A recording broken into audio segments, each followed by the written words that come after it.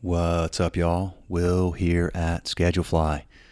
This was a fun episode. This is in Manera. He's the marketing director at Day One Concepts. They're down in Oklahoma City.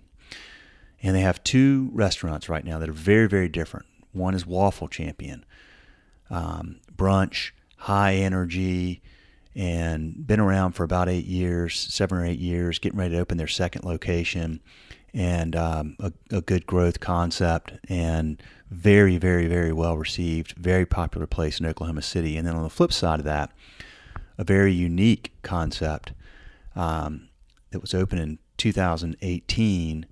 And I'll let you listen to the concept. It's very unique for Oklahoma City.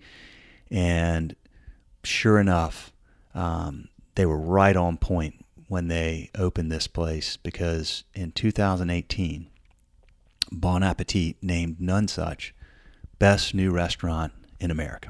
So these concepts are very different, and yet both of them have 24,000 followers. Each has one location right now. Again, Waffle Champion opened their second later this year. They got 24,000 followers on Instagram. I mentioned that specifically because Ian's the marketing director and responsible, among other things, for social media. So he's doing a great job, and he's a fun dude, and he's good at what he does. He loves what he does. Just a fun conversation. So I highly recommend checking out this episode, listening to what these folks are doing, Ian and the folks down at Day One, Todd Woodruff, the owner, and the team down there at Day One, Oklahoma City. They're doing great work, and they're very good at it, and they love what they do. And well, we'll get right to Ian in just a moment. But before we do, a quick word from our partner at Schedulefly and our podcast lead sponsor, Pop Menu. Pop Menu is, they're a partner of Schedulefly, and we have a lot of happy mutual customers. But Pop Menu is all about making your day easier and your sales bigger. They will simplify your marketing operations, bring in more guests, capture customer data for personalized remarketing to keep them coming back. With one super simple to use platform that integrates with most point of sales like Toast and Square and a number of others, Pop Menu starts with a beautifully designed, easy to update interactive menu that transforms the guest experience online.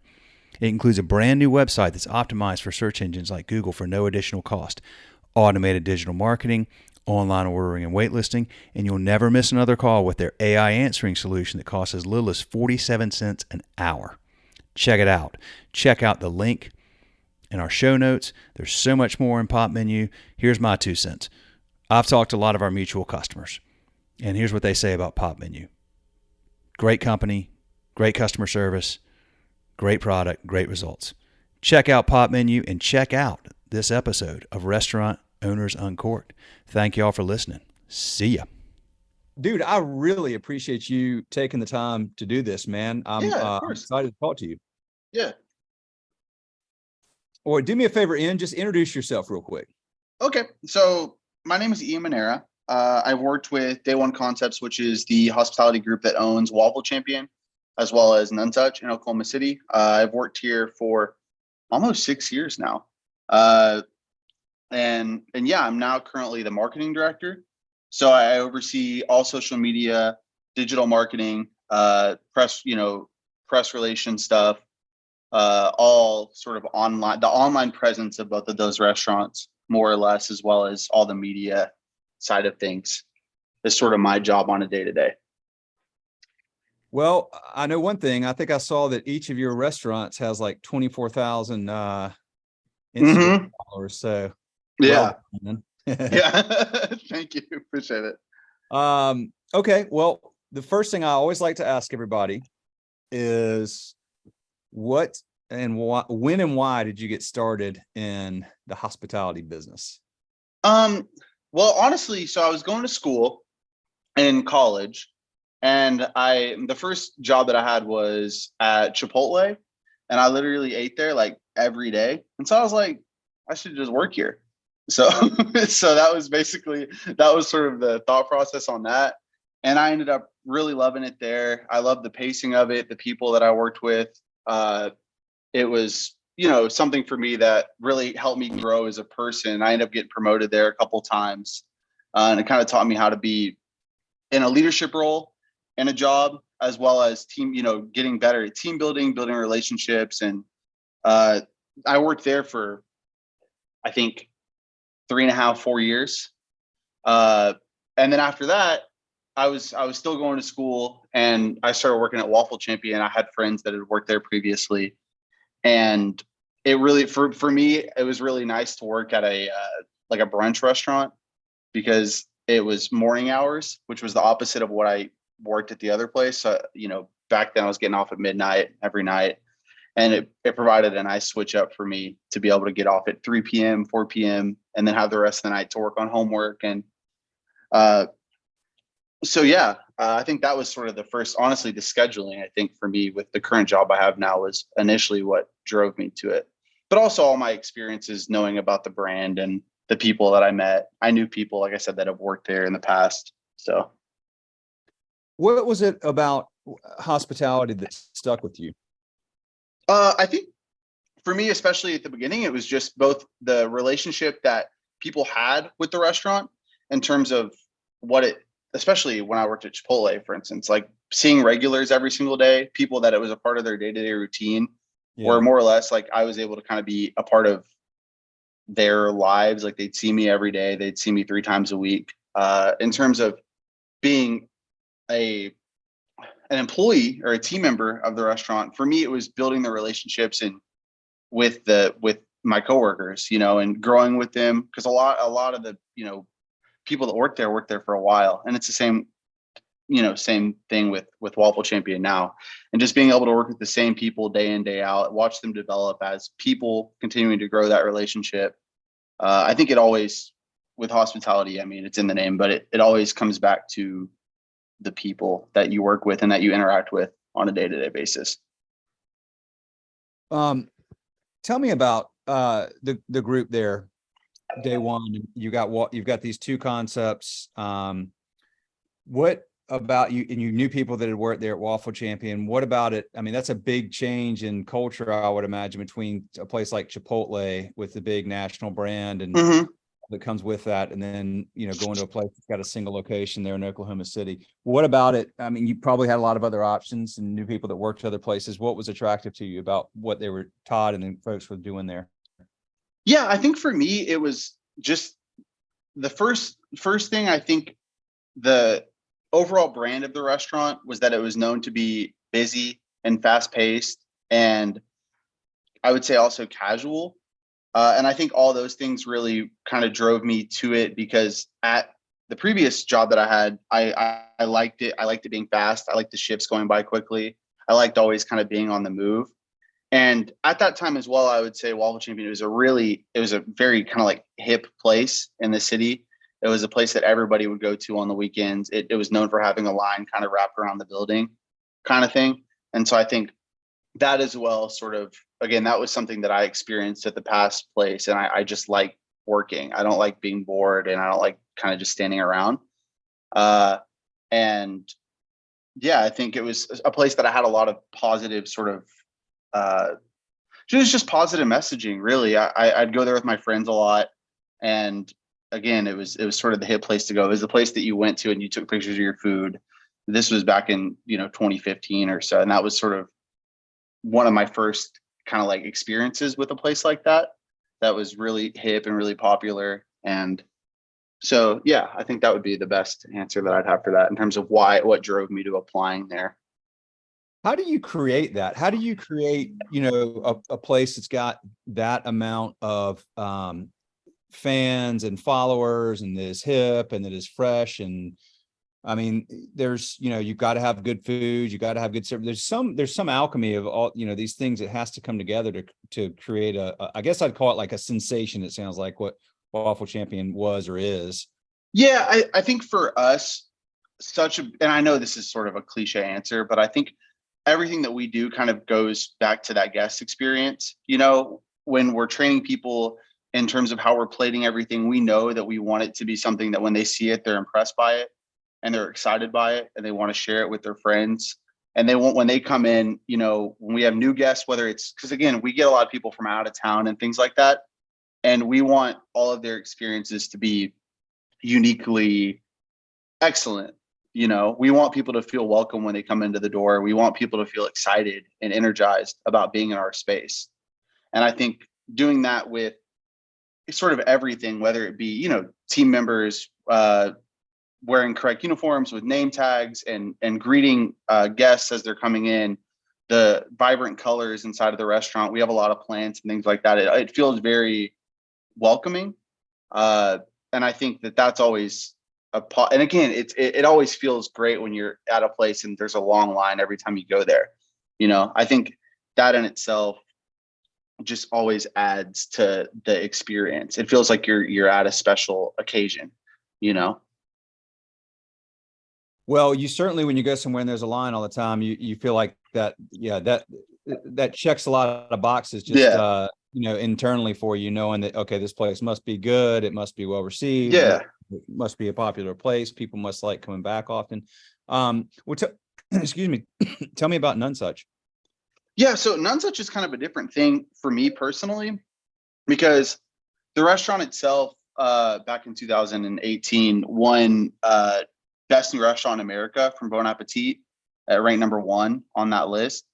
And so after that period, there was, a couple years up until COVID where we would release tickets for, quarters at a time and it would sell out very quickly. The restaurant itself is hyper local in terms of everything that we do. So everything is sourced from Oklahoma, which, if you know Oklahoma, it's pretty tough kind of thing to do versus doing it in another state like California or Virginia, or a place that might have a better larder and a better access to crops and to produce and to things like that. Here in Oklahoma, we're a little bit more limited in terms of what we're able to get. And so the creativity of past chefs and chefs now as well was something that really put us on the map nationally for that award, because it was very unique in terms of what we did. So None Such is a 10-course tasting menu restaurant. So there'll be sort of like smaller size portions all the way through. And it's, like I said, it's all locally sourced, and it's all kind of based around sort of Oklahoma, more or less. So I think it's a very unique concept, especially here, or, in Oklahoma City. So is it mostly, I'm just trying to think of if you're there in Oklahoma City, it would be limited to what types of crops and what types of vegetables and fruits available, your meats, but you're getting all. And but I guess, first of all, I'd ask, what does it mean? What does local mean? We have a certain set of purveyors and farmers that we source from. Every week we'll have different people coming in and bringing our chef team different things that they get. It's really, from my perspective, it's really inspiring to be around, because each week it's something different, and being able to see what they're able to kind of come up with and working within a certain set of parameters, and a certain, basically, like, it's a box that you have to sort of make the most out of. And I think that that's something that's really cool, just to see how they do that. It's a lot different. For me, it's really funny because Waffle Champion and None Such are very much polar opposites on the side of the restaurant spectrum, so it's been fun to kind of be in this environment as well over the last year. So. Okay. Well, what are some of the things that you're focused on right now personally, with work?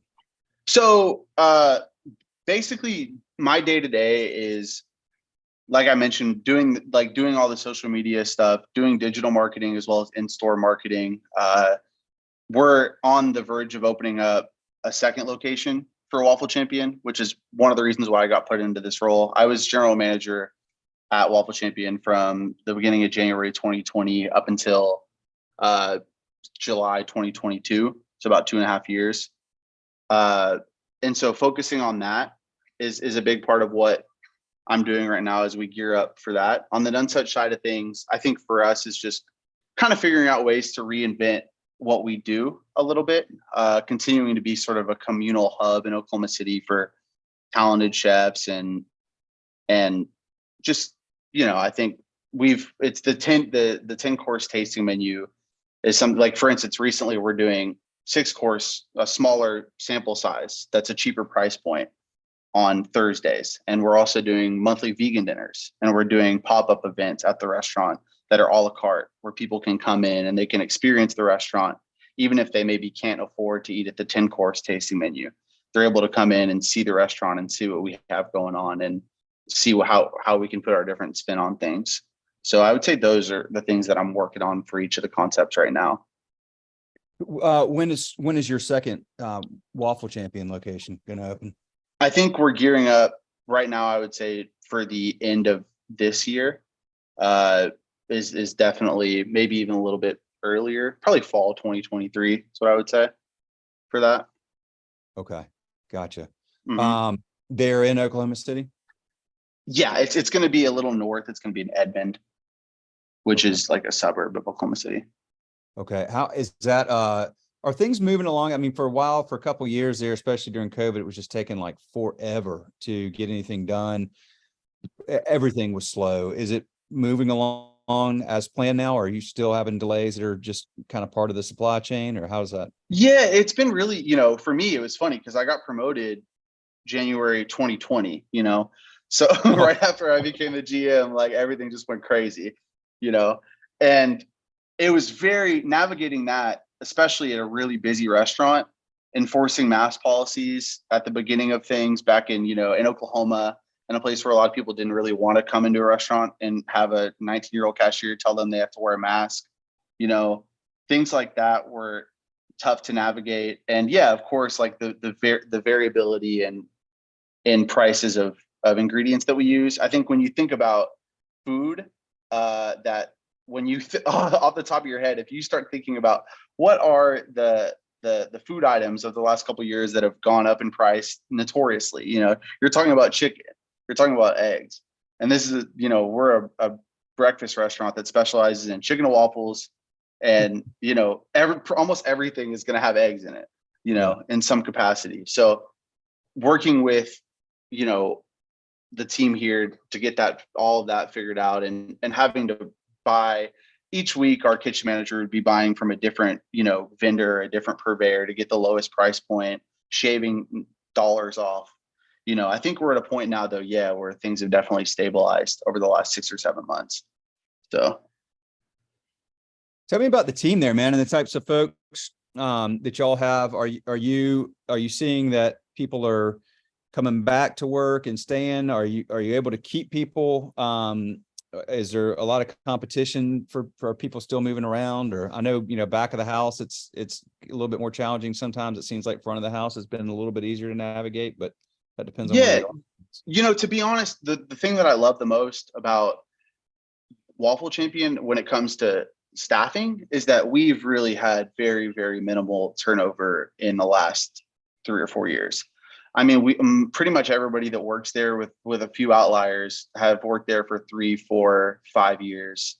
That's something that we really try to do, especially during COVID. I think being a restaurant that was able to provide in a post COVID environment that stability, as well as uh, I guess just being there for our staff during that time period was impactful for them, I think. And Waffle Champion's always been a place where we usually haven't had a lot of turnover. I think because it's a smaller group. Above me, it's just my director of operations and then Todd, the owner. So we're able to keep things pretty tight, and we're able to communicate well, and we're able to meet the needs of our team members. And so I would say for us, I mean, we haven't really had any issues with staffing or anything like that, because we don't really have people leaving very often, which is a good problem to have, you know, Dude, that's a great honestly. problem to have. Yeah. And I mean, turnover is expensive, and turnover disrupts Exactly. the flow of the business. I mean, there's so many tangible and intangible negative consequences of high turnover. So then that brings me to, I want to ask you about Todd. And I mean, I don't know Todd. I've exchanged, communications with him, but clearly, from the top down, there is some great leadership there and a great culture. That I mean, a sensation concept that, takes off like it did, that's one thing, but to sustain that for as long as y'all have at Waffle Champion, and then to do something completely different at None Such, and to have these, these two polar opposite concepts, but to have people stick around and want to be a part of this group and, continue to grow with you, there must be a really positive, thriving culture that comes with that, because people have options, and, people, particularly nowadays, these folks they'll leave in a minute. They can go somewhere else. They don't need, they don't have to stay. So tell me a little bit more about the culture there and the leadership. Yeah, I think for us, I mean, it all goes back, I think, to what I said just in general when defining what I look for in a food job and what I want out of a food job. And that, again, is that the people are the most important thing. And I think we know, that everything at Waffle Champion is going to be reliant on the interactions, that both how our staff feels when they come into work and how they make the guests feel. And if they feel good about coming into work, they're going to make the guests feel good, And so there's always sort of that, in terms of culturally, I think having people that are excited and energized to be at a place and feeling supported, that's something that we really look for. I would say as a group, is being, and again, it's great too, because, mentioning using it as a contrast, right? A place like Chipotle, like it's very, very hard at a place like that to really get exactly what you want out of a day-to-day, especially if you're like a team member that's like a new team member, an hourly, that just started, that's been working there for a couple months. It's harder to get exactly what you want out of your job in that context. There's so many moving parts and there's so many things that go on, and that's why turnover is so high. There's a lot of people in and out of the door. And so for us, when we take the time and we invest time in bringing someone in, we want to maximize their potential as, within the company. And that's the case with everybody, whether it's a dishwasher or a fry cook or someone that's bussing tables. We want them to feel like they're going to be able to get the most out of their job, and we're here to do that, I would say. You've got an impressive number of followers at both of these concepts on Instagram. That's like, I think I mentioned that early on, I guess, or so for each. So that seems like a lot to me, for particularly like, Yeah. I mean, you don't have like a huge staff, and to like, it's a small team, small places. So I'm just curious what helps drive that. I think for us, we've just, we knew, and I can't really 100% speak for Todd here, but I think I've been doing social media for the restaurant now for a little over 3 years for Waffle Champion and for the company in general. So I have like a decent, I think when I started, I think we had like 16,000 followers on Waffle Champion, I think.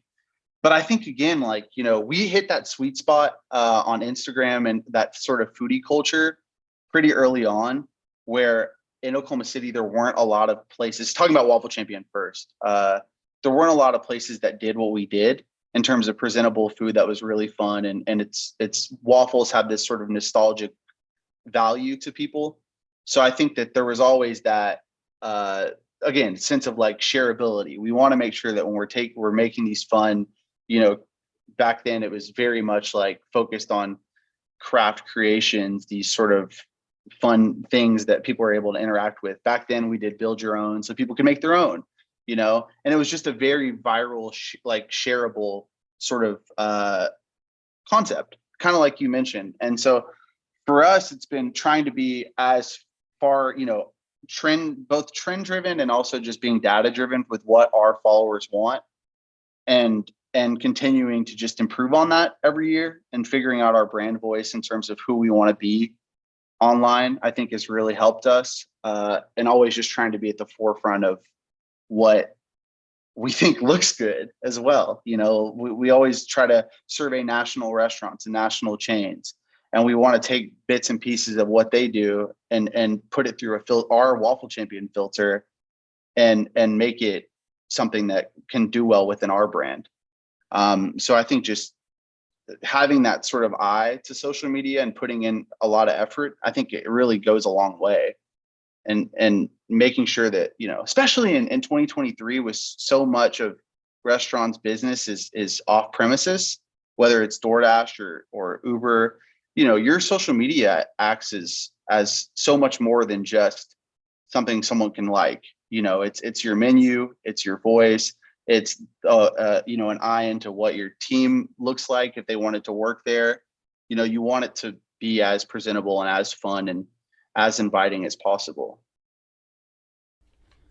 All right, y'all. Time for a little mid-episode break to talk about Kickfin, our mid-episode sponsor and a great business.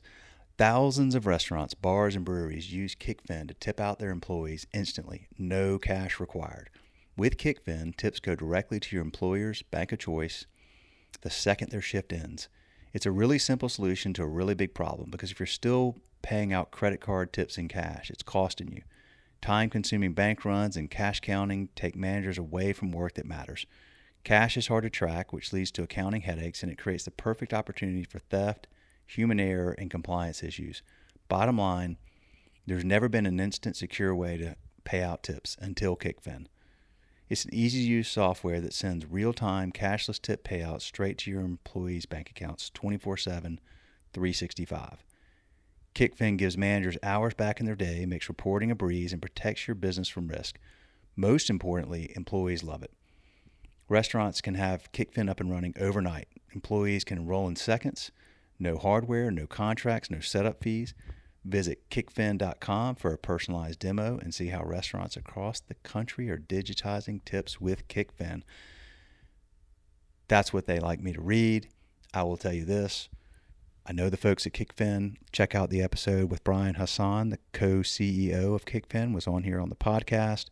Great people, love what they do. They treat their customers well. We have mutual customers that love the product and love the way they, the relationship they have with Kickfin. So check it out, link in the show notes, and let's check out the rest of this episode. You said was it 2018 None Such won best Yes. new restaurant for Bon Appetit? Yes. Is that kind of, I'm just so curious about something like that. Is it a complete total surprise, or is it something that you try to craft the right relationships with press and media and stuff like that, or is that just kind of come out of the blue? Yeah, for them it came out of the blue. That's awesome. The food writer at the time was kind of going to different restaurants, and I think just happened by chance to come across None Such on Instagram, which again kind of goes back to the whole Instagram thing, Yeah. But I think he was just interested in the food, and he ended up flying out here. And yeah, he was just, they were at the time doing all the sort of R&D and traveling to figure out what that list was going to look like.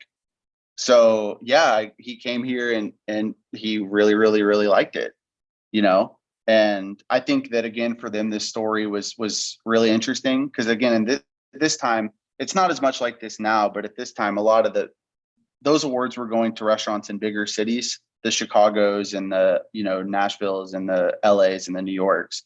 And so I think it was for them, the story of it being in Oklahoma City was something that was really compelling to them. But yeah, I don't think they knew, like, there wasn't really any sort of, I think they got an email that they were on the list, but yeah, I think that's like I know from their perspective, it was something that really was like an amazing memory, because it was pretty special to go from, this was a restaurant that wasn't really doing super well in terms of, it wasn't sold out or anything like that, and so just to go from that, which I think it kind of references in the Bon Appetit article, but to go from that to being, selling out 3 months in advance every time you release seats was pretty special. So. Well, that was, kind of my next question was, I wonder sometimes with these types of awards, if it can be sort of a mixed blessing, because you could go from like handling some volume and having everything, just really finely tuned to just, I would imagine something like that. You've got people coming from not just all over Oklahoma City, but all over the country, probably. Yeah. Then all of a sudden now you've got to live up to these expectations, and you've got, you were at X volume and now you're at 5X volume and all that kind of stuff. But And particularly with a concept like that, because it is such a creative concept that is constantly changing, and you are kind of in that box. But it sounds like you all figured it out, hit it in stride, and just kept cranking. Yeah, I think it kind of went from being it was helpful in a sense, I think, for them as well, because like prior to it, it was pretty minimal on the staffing front, right? Todd very much invested in this group of chefs who were previously doing a pop-up series outside of their house or from out of their house, right? So they had a lot of ownership in the concept.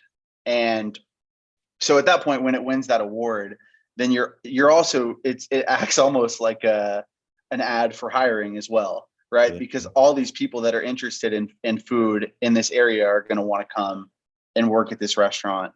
And so you're able to kind of get an organic sense of growth in that way, right? Where people are coming in and they're able, and yeah, I mean, that was a real pressure cooker of a situation, at that time, especially in the early days. Like I was working at Waffle Champion. I remember when it won the award and the Bon Appetit people came because they were doing like a tour of Oklahoma City with the chefs. And I remember them coming and just being a part of that process. And it was a lot. It was really, really busy, you know? And that's really tough, especially in the kind of like fine dining sort of, I can't even imagine how tough it would be. The workloads really do increase. But yeah, like I mentioned, they were able to scale up in terms of staffing as well during that time period. So how about you, man? What about outside of work? What do you do for fun? I don't know. I do a lot of stuff. I really like music. I really like sports. I really like clothes. Uh, all of those things, I would say. When I was younger, I went to school for journalism, for print journalism, and I wanted to be, an ESPN, like write for ESPN, and I wanted to, I've always been really, and I think that's kind of what drove me to marketing, is because I've always really loved numbers and I've loved metrics, and I used to, keep track of players' statistics on notepads, and I used to track, especially basketball specifically. I would track all the advanced metrics. And when I was kind of a nerd in high school when it came to that stuff. For lunch I would be in the, in the library just on the computer looking at ESPN articles about, awesome. about win shares and stuff like that. So I wanted to do journalism, but journalism was kind of tough because it was I started writing for my school's paper at the time, and they were kind of trying to do like investigative journalism on the higher ups at the paper. It was really weird, and it was very combative, and I didn't really like it. And so marketing for me gave me an opportunity to use everything I loved about journalism, but I could write about things in a positive context, and I could I could make things look good versus trying to be combative or make things look bad. And so that's kind of where my career shift kind of happened at that moment. But yeah, I would say those are sort of I would say that's kind of like what I'm into, but I'm into a lot of stuff. I don't know. Yeah. I'm assuming you're a Thunder fan. Yeah. And that's been fun too. Just having, since I was younger, a lot of my formative memories now are with that team for sure. And I love basketball since like I was like 3 or 4, but once we got the Thunder, it was pretty, for what that did to the city was really, really special. And even now it's sort of the same thing, What's the future hold for you, my man? Is it or do you think about that much? Like, do you want to have your own place one day, or do you want to grow with this group, or is it just something you just kind of enjoy each day and see where life takes you? Yeah, for me, I'm just excited for, and I speak for both myself and my bosses above me.